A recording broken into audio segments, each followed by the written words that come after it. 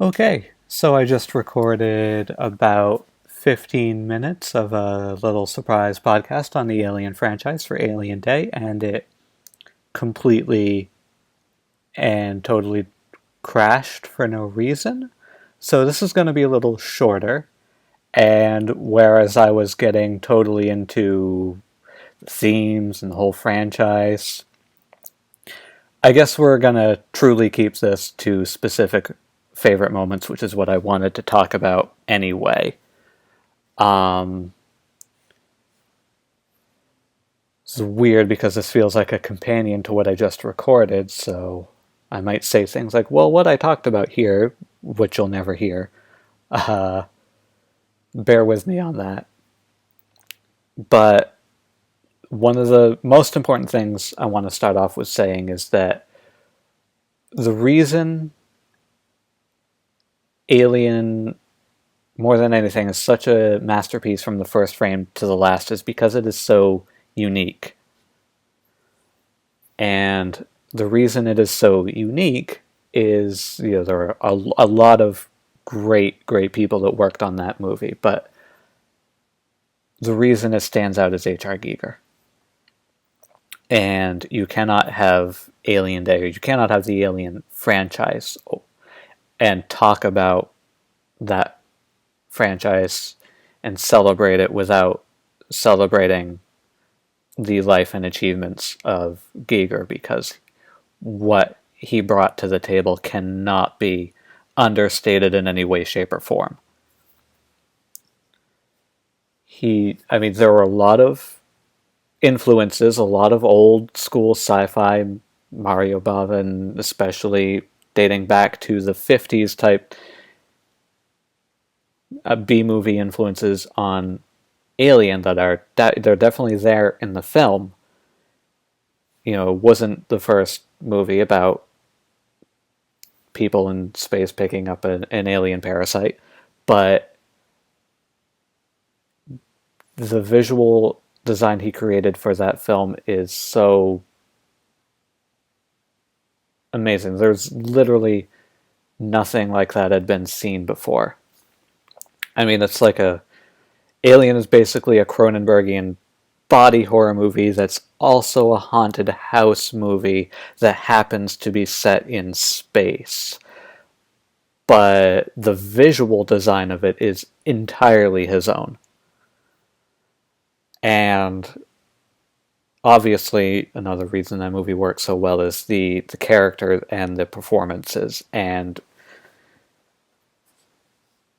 it's really a performance moment that stands out for me. The alien is incredible, and the chestburster scene is iconic. I think, we talk about iconic scenes in the Alien movies. The chestburster scene and the get away from her, you bitch scene are two of the biggest pop culture moments of the past 50 years. So obviously, those are up there. Obviously, we talk about those, but, it's other moments that we don't get talked about so much that I think are really, really interesting. For me, that moment in Alien, which is the source of most of my dread when I watch it, is the scene where Ripley is finally at Mother, slowly finding out what the actual plan is, and then we just see her lean back and there's Ash standing over her shoulder. And with what we just learned, we don't even know he's an android yet, but that scene where we find out why he's been acting the way he's been acting and what he's been doing is so completely well choreographed, so well acted. It is such a perfect moment that it's not even really talked about as a twist because it comes almost halfway through the movie, but it's such an important moment in that film. And it's absolutely, Alien is a near perfect film. That's absolutely one of the best moments in that film, is that discovery of what Ash has been up to, because Ripley's been suspicious of this guy the whole fucking movie. Like, she's completely on edge around Ash from virtually the first scene. And she brings these points up, you know. If Ripley had been allowed to just do her job, none of this would have happened. Because it is Ash that opens the door for them and lets that thing onto the ship in the first place. She confronts Dallas about, have you checked this guy out? Do you really trust this guy? And, you know, she is the only one who's suspicious of the fact that nobody else has been on anything with Ash before, and he was added to this mission at the last possible second. And she brings up all these valid points. She's such a smart and resourceful character the entire time that that moment is payoff for her in the worst way possible. You know, it's her Jeff Goldblum, boy do I hate being right all the time moment, because she didn't want any of this to be true.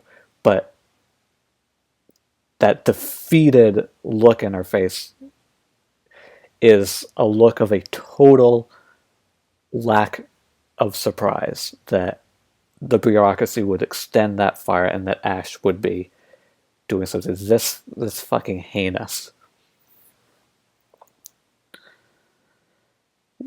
When we get to favorite scenes in Aliens, I have so much. I mean, everything that fucking comes out of Hudson's mouth is a favorite scene. But my favorite one of the scenes that defines Aliens for me isn't even in the theatrical cut of the film. Because there are a lot of different cuts of the Aliens movies, and the director's cut of Alien is actually a worse film, I think, but the director's cut of Aliens takes this great action movie and makes it even better. Because we have that scene where Ripley has just found out that she's been floating in space for 57 years, and she promised her young daughter that she would be home for her birthday. And now she's finding out that her daughter has died an old woman. And it is a loss of a child she can't even fathom that defines this movie, because this is a movie about motherhood. This is a movie about this woman who finds this child. She couldn't save her own daughter because it's such a creative, inventive, still hard-hitting, almost unimaginable thing where she lost her child. Her daughter lived out this whole life that she wasn't there for in what feels to Ripley like the span of a really heavy nap. She lost her daughter. And she finds Newt, and she is so focused. Every action she takes in that movie, especially as it gears into the third act, is about protecting Newt. And it perfectly, this moment that I can't fucking believe that they actually even thought to cut it out. This moment perfectly sets up the antagonist, because these are, you know, essentially really smart animals and sentient parasites, but the queen alien is just doing the same thing that Ripley is trying to do. The queen is just a mother looking out for her kids. And it is a perfect parallel. It takes what is already a great action movie and it makes it even better. Alien 3 obviously gets a lot of flack for killing off Newt and Hicks completely unceremoniously. that entire second movie is about protecting that kid, that it feels undercut by Alien 3. But Alien 3 is taking it back to being a horror movie. Aliens was about creating these huge familial bonds between Ripley, Newt, and Hicks and Bishop. These were incredible characters. But by the end of that movie, taking out the Queen and blowing up the Hive, you feel like these guys could do anything. And if they went into Alien 3 as anything remotely like what it was, there would have been no threat level. They would have solved that problem in minutes because they work perfectly together.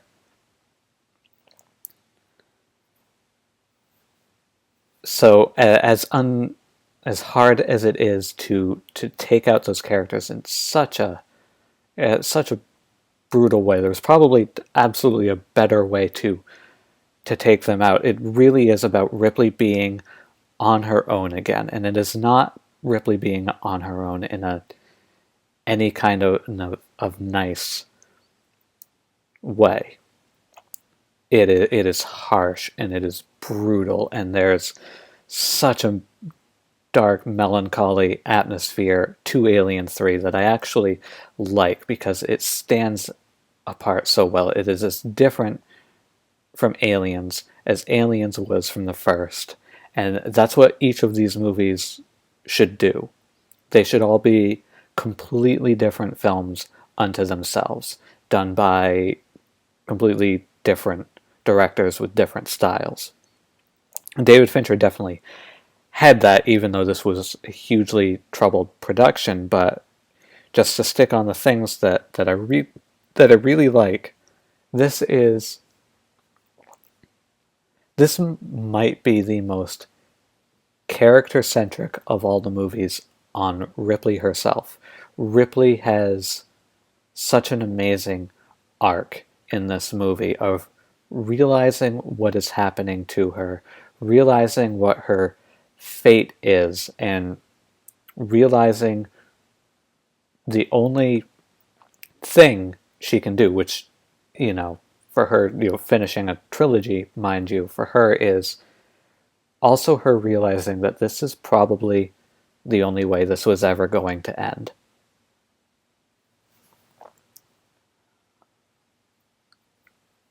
And and it also gives her, her death is so tragic, so obvious was the Christ metaphors and everything, but she gets to actually sort of look the company in the face for once and give them that fuck you moment that is such a progression of ideas from the first film. But a lot of this is encapsulated in my favorite, the moment, if I had to pick a moment from Alien 3 that I think is also one of my favorites in the franchise, is just this scene between her and the alien, because she has these in 3 because the alien won't kill her, where she tracks it down to where it's hiding in the basement, and she looks at it, and she's not making a move yet, she's just looking at the alien, and she says, "You've been in my life so long, I can barely remember anything else." And that is such a hugely powerful moment. There are great, really underrated character moments in Alien 3, like, the speech that's given to rally the prisoners together, nobody ever gave me nothing, nobody handed me anything, so just rallying the prisoners to fight, on their feet instead of just dying on their knees and waiting for the inevitable. There's that great moment right before his death where the doctor is explaining, why he's there and why he feels, at home among the prisoners, but also why he could never, he could never go be a doctor anywhere else with the things he's done. And has that, do you still trust me with a needle moment, and Ripley just sticks out her arm without hesitation, but that line Ripley says to the alien in the basement is just, it's what encapsulates Alien 3 for me, and it's what embodies what I find so interesting about Alien 3 and why I think that movie works in a way I know most people don't.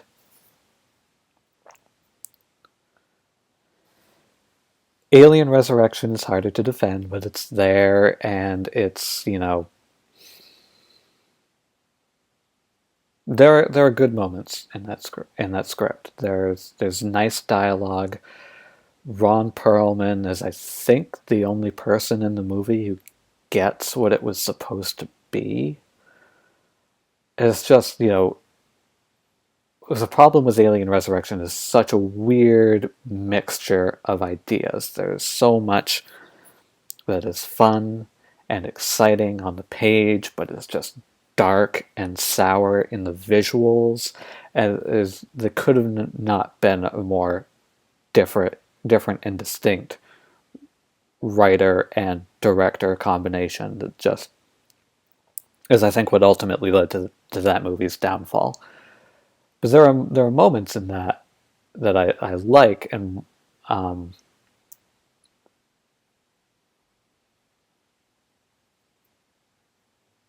one of the ones that uh, I like a whole lot is when the aliens that are sort of been kept prisoner by Brad Dourif, and Brad Dourif is also great in the movie, show really the intelligence when these aliens are on their own, where they kill. There's three of them in a cell, and they kill one of them so that they can escape, and then lead to the alien outbreak chaos. I think new pseudo clone Ripley has some interesting moments. I think the "I'm the monster's mother" line is pretty neat, but Alien Resurrection is, I liked it a lot more when I was a kid. It was the first R-rated movie I actually ever saw in theaters. That was really exciting for me, and I certainly hold it well above the AVP movies, but it's its own thing.